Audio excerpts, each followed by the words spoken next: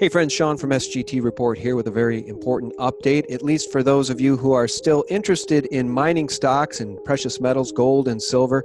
Are we near a bottom in the mining stocks yet? I mean, we have to be, right? Well, I have on an insider, a veteran, a legend in the mining industry. His name is Dick Walters. He was the co-founder and president of Yamana Resources, and he has been responsible for significant projects over his entire career and was one of the first prospectors in Argentina over 30 years ago. And it's my pleasure to have him on right now. Dick, how are you? Thanks, Sean. I'm just fine. I'm actually in Argentina right now, getting ready to come back to the States. Well, I'm really eager to speak with you. This is about a turnaround story, Marifil Mines. You're now the executive vice president there. And I guess in the interest of full disclosure, I should let my audience know I have taken a position in this because I think it is a good turnaround story and it's dirt cheap. This company was trading for nearly $100 million back in the mining boom of 2011, the mining stock boom of 2011. It's been left for dead, but the turnaround story involves you and a new CEO. And at 6 cents Canadian, at 6 cents a share, I thought, why not take a flyer on this thing? So guys, always do your own due diligence, though. This is not a solicitation to buy or sell any stock or security. Do your own due diligence before ever taking a position or investing in anything. But Dick, I think this is going to be a good turnaround story, Marifil Mines. No, definitely. We've got a new vitalization, a new revival going on here with some very, very energetic fellows. You've met Rob Avenante, and we're moving. We're moving to collect properties. We're moving to develop into resources, gold resources, primarily in Argentina. But we're looking at expanding into other regions as well. Well, before we talk about the nitty-gritty and the project there in Argentina, I know you've got a bit of a lithium play in this thing as well as a gold play. Can we just talk about gold in the macro picture of gold? It just seems like the geopolitical uncertainty is on high alert. Shouldn't that be good for gold? Well, I think most definitely it is. Sean, I'm a geologist and not an economist, and I see things differently. I have a different perspective on the macroeconomics of this. There is a very interesting thing going on. Gold's been down since 2011 or 12, and the large companies around the world, including Chinese companies, have sort of backed off of their greenfields exploration for gold. Most of them have concentrated on zones that already have producing mines. And that has led to a dearth of new developments coming on. I see a pinch coming on for the production of gold here in the next 5 years, for sure. Well, that's true. I mean, Barrick, Newmont, none of them are investing in new exploration, and that's a big problem, especially with geopolitical uncertainty. And as nation states hoard the stuff, we see Russia adding gold and China adding gold and central banks adding gold at the fastest rate since 1965. I mean, the last time central banks added this much gold is when they didn't trust the dollar. So, I mean, it's pretty dramatic to see central banks and nation states hoarding the yellow metal. Well, I can attest to that because I hoard it myself. I've owned gold at 10 to 25% of my portfolio for the last 30 years or so. So I find security in that. So you don't necessarily agree with Ben Bernanke that gold is just a barbarous relic. Oh, I guess that was Greenspan. But Bernanke said it was just a tradition. The only reason the Federal Reserve has gold is because it's tradition, not because it's real money. No, the geopolitical environment here is very volatile. Look what happened when Brexit came about, when the British voted for Brexit. Gold shot right up. Any time of uncertainty, you're going to find a rush to gold for security. And it may explain why Russia has added 224 tons of gold in 2017 and 227 tons in 2018. Yeah, no, I'm not an expert on the acquisition of gold by various countries, but I did see a particular note on that. I do think it's significant that they are building security through gold. And you know what? I saw a line item the other day that billionaire Sam Zell is buying gold for the first time in his life at age 77. I mean, doesn't that speak to the fact that gold must still be an under-owned asset for individuals? I mean, it clearly is for nation states and banks, So they're starting to get back into the gold game and hoard the stuff. But if Sam Zell didn't have any at age 77, now he's buying? The amount of capital being put into new gold mines is almost non-existent. And all the money is being used to buy up rivals. Go back to supply and demand. The supply is shrinking, and that's going to have a positive impact on price. So does that make gold a good investment? For the first time in my life, I bought some gold because I think it's a good hedge. What about our friends, neighbors, and colleagues? I bet they don't have much silver or gold. Yeah, I do. I'm 74, and I really believe in gold, and I don't know any more than anybody else knows in terms of what's going to happen. I don't have a crystal ball for the future of gold, but I feel really good owning some of it. Doesn't matter what age you are. Yeah, no, I agree. And meanwhile, we see the United States. Just bear with me on this. I ask a lot of my guests this because I just think it's crazy that Fort Knox hasn't been audited since 1956. And meanwhile, we see the United States and NATO just taking gold from other nations. 40 tons went missing from Syria and 143 tons went missing from Libya. And Fort Knox hasn't been audited since 1956. That might be a problem, don't you think, Dick? Well, it sounds like the stuff movies is made of. Yeah, no, it could very well be a problem. The gold in Fort Knox is supposed to be underpinning the dollar. How much is it really underpinning? We got a 5%, a 10%. What's the requirement for the gold base on the dollar? Yeah, that's right. Well, we don't even know anymore. Nixon took us off the gold standard in, 1970, That's right. 71, and now we're on this petrodollar, and that seems to be on shaky ground because everybody's moving away from trading for oil in dollars. China and Russia are trading between themselves in their own currencies. It gets me back to this idea of really significant geopolitical risk. Nobody knows what the future is for the dollar. Can it go another 40 years? Can it go another 10? Can it go another 5? Well, I don't have a crystal ball.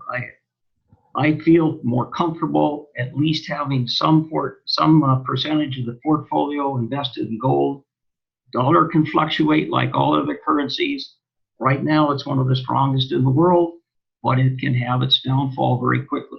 All right. Well, let me ask you this. At age 74, why are you getting involved with this turnaround story now? Like, I know that the new CEO that took over there in 2017 at Marifil is Rob Ebenante, and he's sort of a turnaround specialist.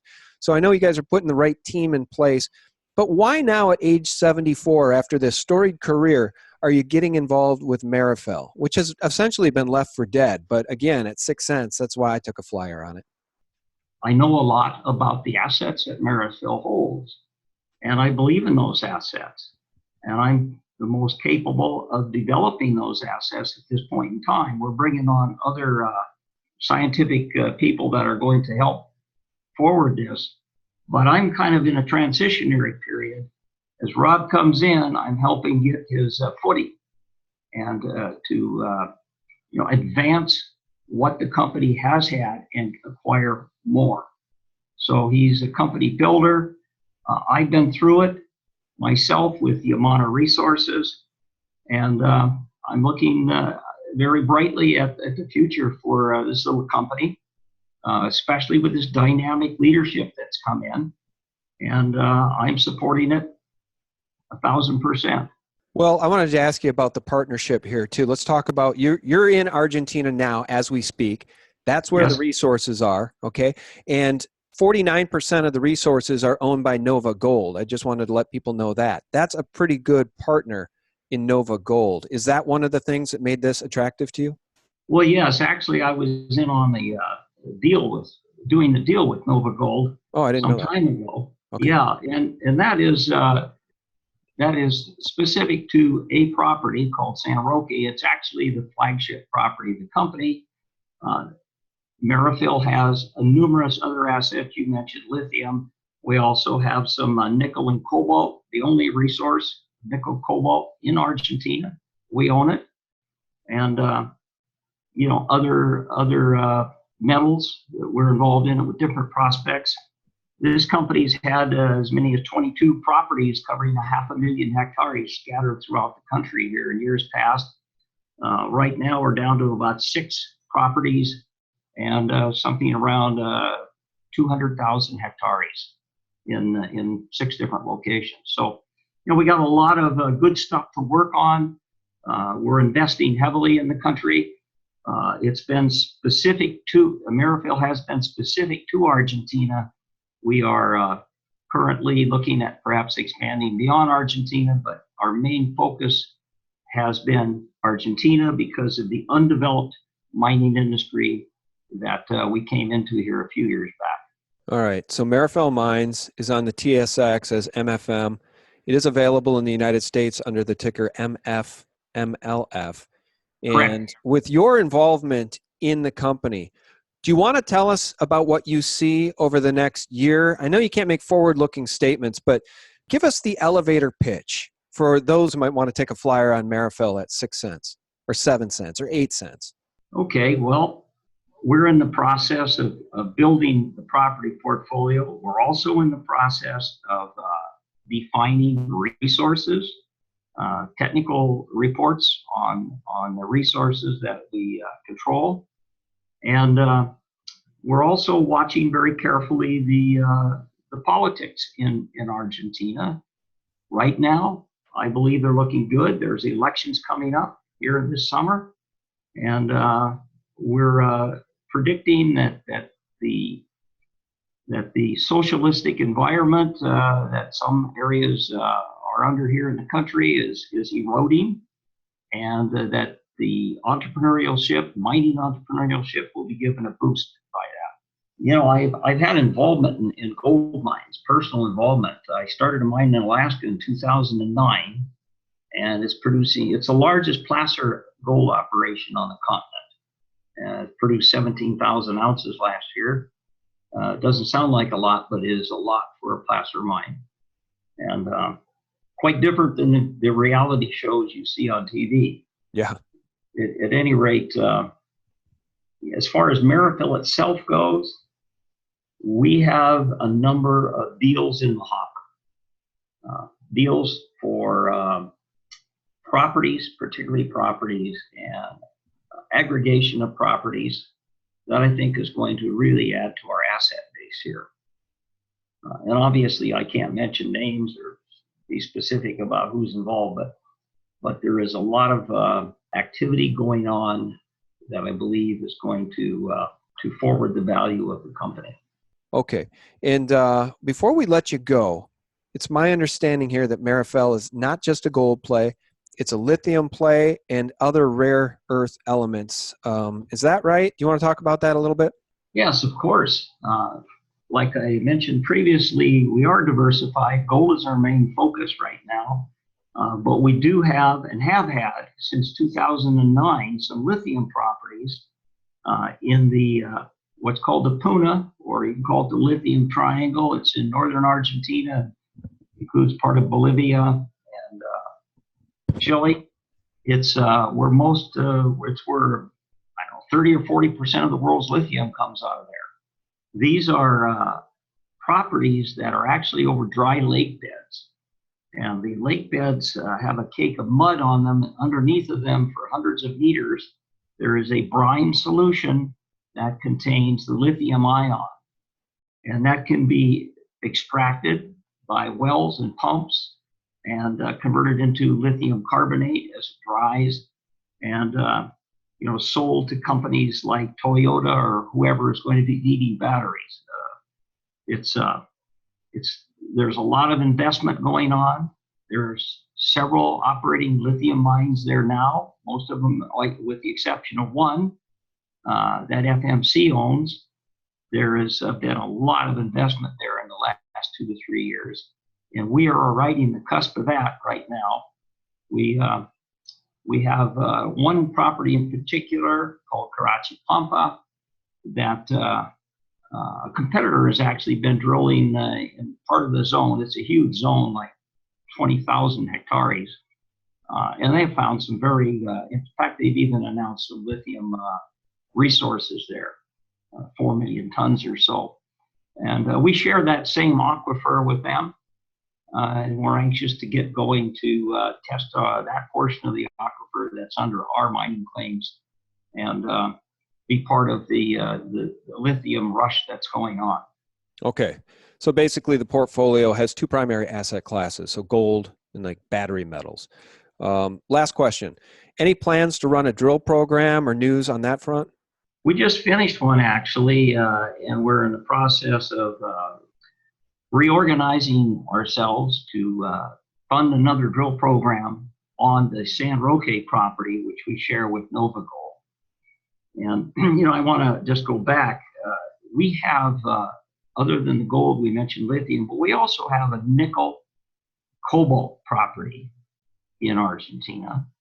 It is the only nickel cobalt property in Argentina that has a technical resource on it.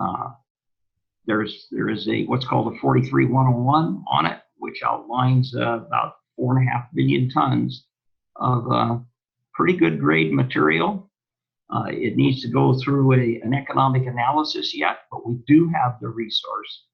And I believe that's quite valuable going forward, especially if we see another uptick in the price of cobalt. All right. Well, very good. And do you want to remind people what the tickers are for Marifil Mines? We're on the Ventures Exchange in Canada. It's MFM, and the OTC in the US is MFMLF. All right. Well, very good. And guys, like I said, I do hold shares now in Marifil Mines, and I'm not going to be selling any of those anytime in the next several months for sure.